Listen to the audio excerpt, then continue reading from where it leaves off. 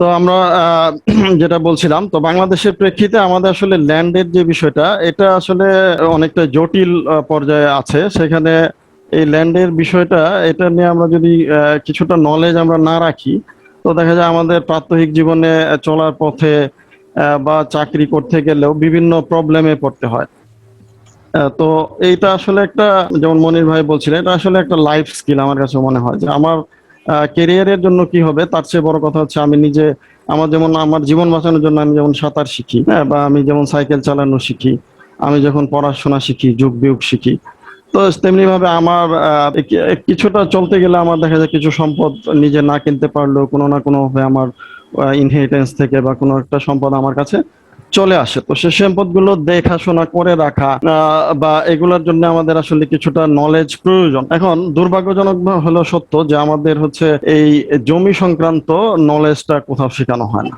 হ্যাঁ, আমরা না প্রাইমারি স্কুল, না হাই স্কুল, কলেজ, ইউনিভার্সিটিতে কোথাও আমরা এটা নিয়ে কোনো ধরনের কোনো পড়াশোনা, একটা চ্যাপ্টারও, একটা প্যারাগ্রাফ এরকম কোথাও নাই।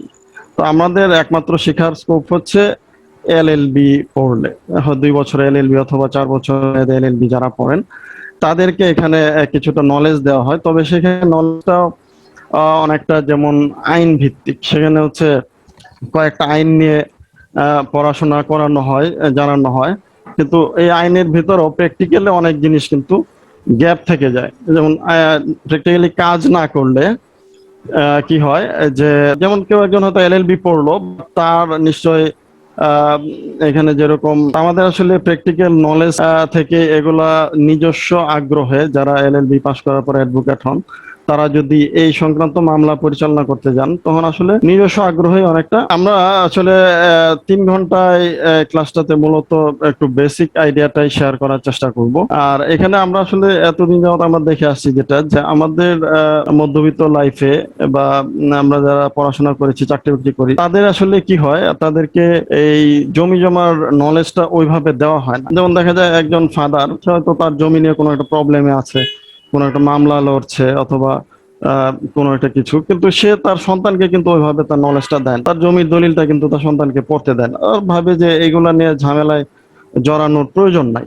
হ্যাঁ, তো তারা স্বাভাবিকভাবেই করে কি, এগুলো নিজ নিজ ভাবে অন্যভাবে করে। কিন্তু যখন আমার উপর দায়িত্ব চলে আসে এক সময়, এই সন্তান একসময় ফাদার হয়, হ্যাঁ, তখন তার জমি জমা কাগজপত্র বুঝে নিতে হয়, তখন অনেক দেরি হয়ে যায়। এতদিনে আসলে বেসিক নলেজ না থাকার কারণে আমরা দেখা যায় এইগুলাতে গিয়ে তাল মিলাতে পারি না। হয়তো আমার একজন উকিলের সাহায্য নেওয়া দরকার, বাট একজন অ্যাডভোকেটের সাথে বা একজন দলিল লেখকের সাথে কথা বলতে গেলে আমার যেটুক নলেজ দরকার, একবারে মিনিমাম বেসিক এতটুকু নাই আমার কাছে। মানে আমি দেখা যায় যে কিছুই জানি না।